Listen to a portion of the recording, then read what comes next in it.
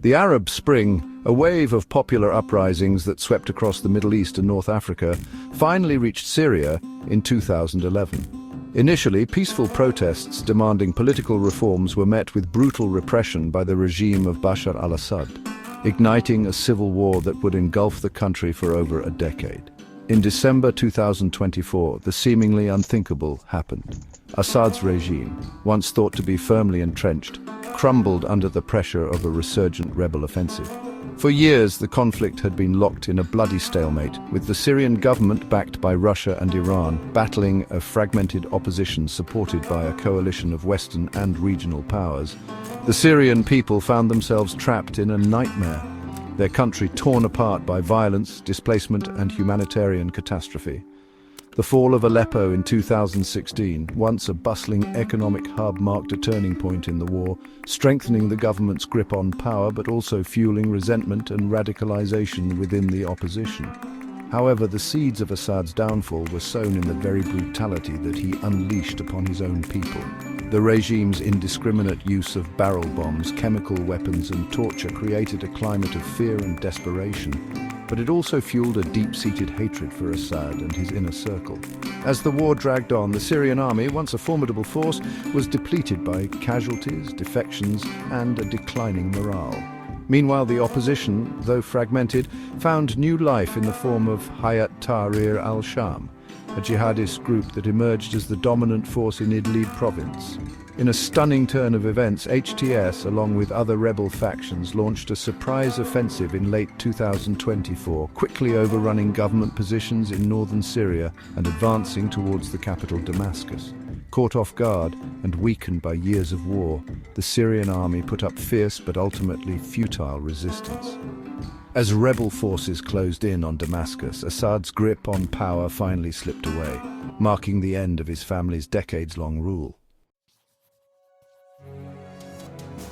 The rebel offensive, meticulously planned and executed, caught the Syrian government and its allies off guard.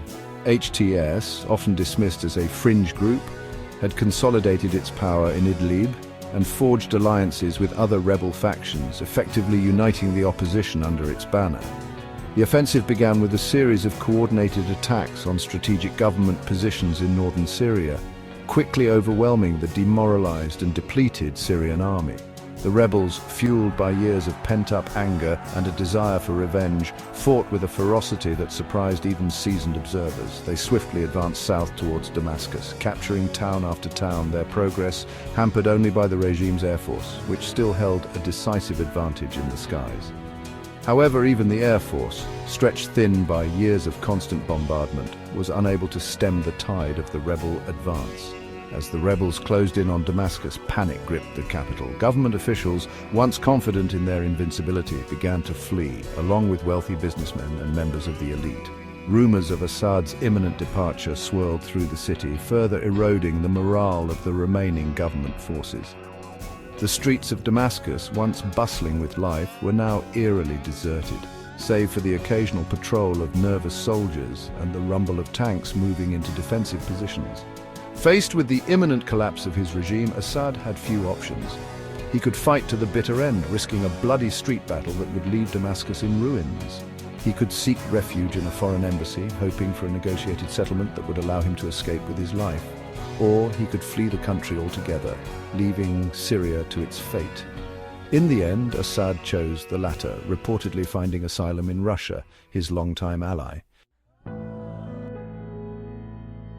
With Assad's departure, a wave of euphoria swept through rebel-held areas of Syria. In the streets of liberated towns and cities, people poured out of their homes, celebrating the end of a tyrant's rule and daring to dream of a brighter future. For many, it was a moment of profound joy and relief, the culmination of years of struggle and sacrifice. The Syrian flag, once a symbol of oppression, was hoisted high, a testament to the resilience of the human spirit in the face of unimaginable brutality. However, amidst the celebrations there were also notes of caution and uncertainty. The rebel coalition that had toppled Assad was a fragile alliance, united more by their opposition to a common enemy than by a shared vision for the future of Syria.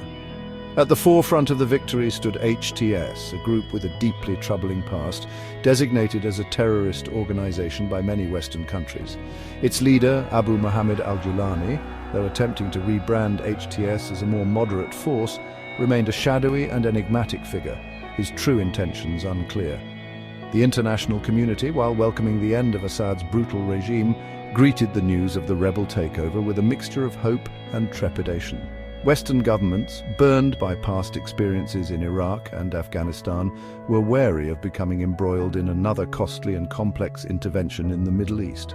Russia, though seemingly caught off guard by the speed of Assad's downfall, remained a formidable player in Syria with significant military assets and a vested interest in protecting its strategic interests in the region. The challenges facing Syria in the aftermath of Assad's fall were immense. The country lay in ruins, its infrastructure shattered, its economy in tatters, its social fabric torn apart. Millions had been displaced, both internally and externally, creating a massive humanitarian crisis. The spectre of sectarian violence, fueled by years of bloodshed and division, loomed large, and the question of who would fill the power vacuum left by Assad's departure remained unanswered. The world reacted to the Syrian upheaval with a complex mix of emotions and strategies. Global powers, each with their own interests and agendas, began to reposition themselves in response to the new reality on the ground. Western nations, wary of past entanglements, approached the situation with cautious optimism, recognizing both the potential for positive change and the risks of further instability.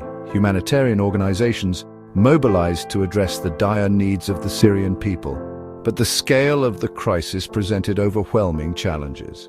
Regional players, including Turkey, Iran, and Saudi Arabia, each pursued their own objectives, often at odds with one another. The balance of power in the Middle East was shifting, and the long-term consequences of Assad's fall were still unfolding.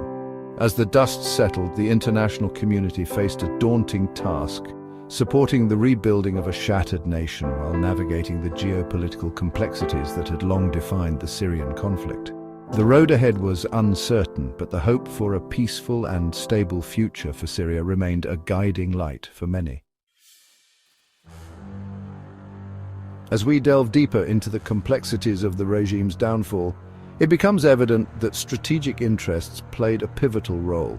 Various factions, both internal and external, sought to capitalize on the unfolding chaos. The uncertainty surrounding the future only added fuel to the fire as alliances were formed and broken with startling frequency. In this volatile environment, every decision carried immense weight and the stakes were higher than ever before. The intricate web of power and influence was constantly shifting, leaving many to wonder what the ultimate outcome would be. It was a time of great unpredictability, where the only certainty was change itself. As the Syrian conflict intensified, neighboring countries found themselves grappling with a myriad of challenges.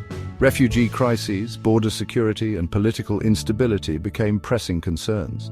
Each nation, in its own way, had to respond to the unfolding chaos next door. Reconstructing Syria is no small feat. The country's infrastructure lies in ruins and the social fabric is torn. Yet amidst the devastation, there are glimmers of hope. Communities are coming together and international aid is beginning to flow in. The road to recovery is long, but the resilience of the Syrian people shines through. The Syrian conflict has been shrouded in myths and misconceptions. Stories of heroism and villainy, often exaggerated, have clouded the reality on the ground. It's crucial to sift through the narratives and understand the true complexities of this war-torn nation. Only then can we grasp the full scope of the Syrian tragedy. The future of Syria remains uncertain. Political solutions are elusive, and the scars of war run deep. However, there is a collective yearning for peace and stability. As the world watches, the hope is that Syria can navigate this turbulent path and emerge stronger, forging a new chapter in its storied history.